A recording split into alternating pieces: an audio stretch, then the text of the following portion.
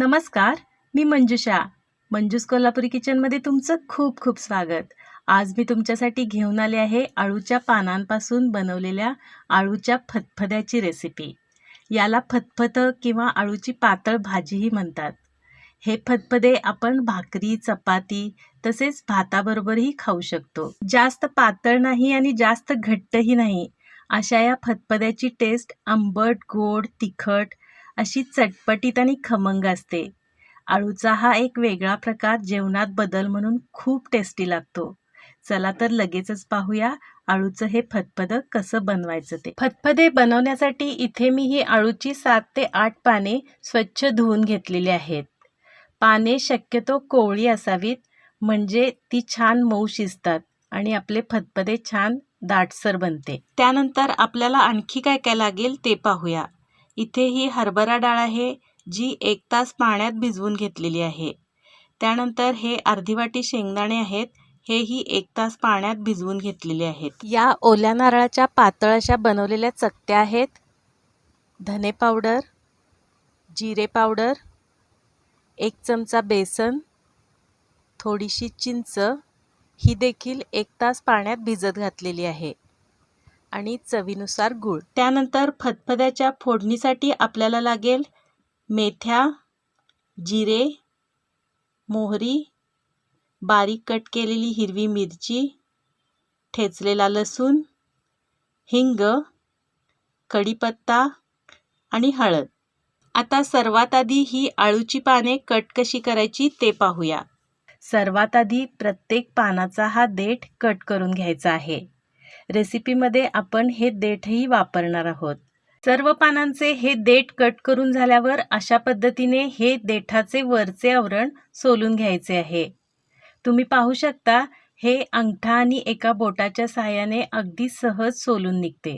अशा पद्धतीने सर्व देठांचे हे वरचे आवरण सोलून घ्यायचे आहे आणि त्यानंतर याचे असे छोटे छोटे तुकडे करून घ्यायचे आहेत.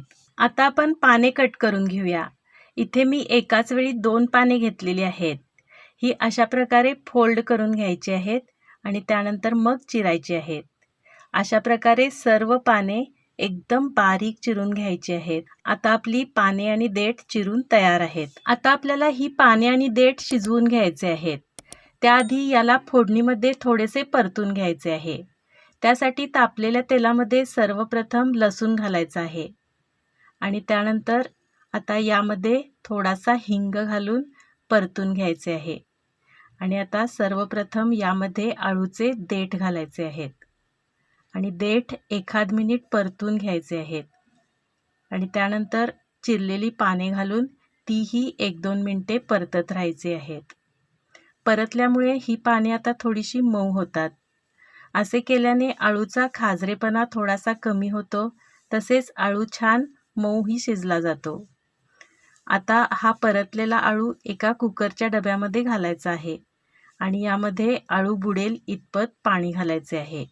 आता कुकरच्या दुसऱ्या डब्यामध्ये 1 तास भिजवलेले प्रत्येकी अर्धी वाटी हरभरा डाळ आणि शेंगदाणे हे घेऊन दोन्ही वाट्या या कुकरच्या डब्यात ठेवून झाकून दोन्ही डब्यांना कुकरमध्ये 3 ते 4 शिट्ट्या करून घ्यायच्या आहेत. कुकरला 4 शिट्ट्या होऊन कुकरचे प्रेशर गेलेले आहे. आता आपण हे उघडून पाहूया. आपला आळू बऱ्यापैकी शिजलेला आहे. तरीही हे पूर्णपणे एकजीव होण्यासाठी याला पावभाजीच्या मॅशरने मॅश करून घ्यायचे आहे. तुम्ही ही क्रिया रवीने किंवा ब्लेंडरनेही करू शकता.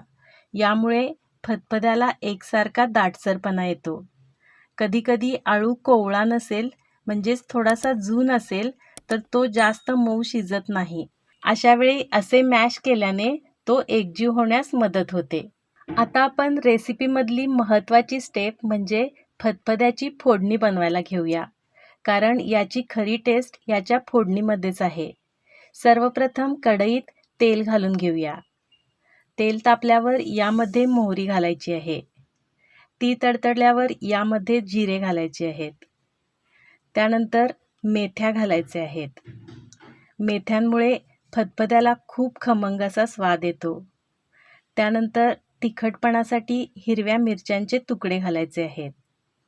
त्यानंतर कढीपत्ता घालायचा आहे. मिरची तुम्ही तुमच्या तिखटपणाच्या आवडीनुसार कमी जास्त करू शकता।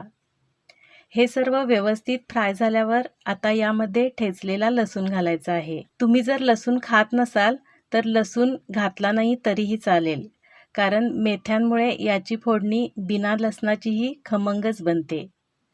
त्यानंतर यामध्ये हिंग घालायचं आहे आणि व्यवस्थित मिक्स करून झाल्यावर सर्वात शेवटी हळद घालून सर्व हलवून, हळद व्यवस्थित मिक्स झाल्यावर यामध्ये मॅश केलेला किंवा घोटलेला आळू घालायचा आहे आणि हे सर्व मिक्स करून आता यामध्ये कुकरला वाट्यांमध्ये घालून शिजवलेली हरभरा डाळ आणि शेंगदाणे घालायचे आहेत। त्यानंतर यामध्ये ओल्या नारळाच्या पातळ अशा बनवलेल्या चकत्या घालायच्या आहेत आणि सर्व मिक्स करून झाल्यावर यामध्ये चिंच अर्धा तास भिजत घालून बनवलेला चिंचेचा कोळ घालायचा आहे। त्यानंतर चवीनुसार गूळ घालायचा आहे। या फदफद्याची चव थोडीशी आंबट, गोड आणि तिखट अशी मिक्स टेस्ट असते। त्यामुळे तुम्हाला जर थोडीशी गोडसर टेस्ट हवी असेल तर तुम्ही टेस्ट बघून आणखी थोडासा गूळ घालू शकता। त्यानंतर थोडीशी जिरे पावडर घालायची आहे। त्यानंतर धने पावडर घालून मिक्स करून घ्यायचे आहे। आता यामध्ये थोडासा गरम मसाला किंवा गोडा मसाला घालायचा आहे आणि मिक्स करून चवीप्रमाणे मीठ घालून हलवून सर्व मिक्स करून घ्यायचे आहे। आणि आता एका वाटीत फक्त एकच चमचा हरभरा डाळीचे पीठ घेऊन त्यामध्ये थोडेसे पाणी घालून पेस्ट बनवून घ्यायची आहे आणि ही पेस्ट यामध्ये घालायची आहे। या पेस्टमुळे आपल्या फदफद्याला छान दाटसरपणा येतो। आता सर्व व्यवस्थित मिक्स करून याला झाकून 3 ते 4 मिनिटे शिजवून घ्यायचे आहे। आपलं फदफद आता शिजत आहे आणि याचा मस्त खमंग असा वास संपूर्ण किचनमध्ये सुटलेला आहे। आता आपण हे उघडून पाहूया। आता हे पूर्णपणे शिजलेलं आहे आणि आता आपलं आंबट, गोड, तिखट, खमंग आणि चटपटीत असं हे फदफद खाण्यासाठी तयार झालेलं आहे। आपण आता हे एका बाउलमध्ये काढून घेऊया।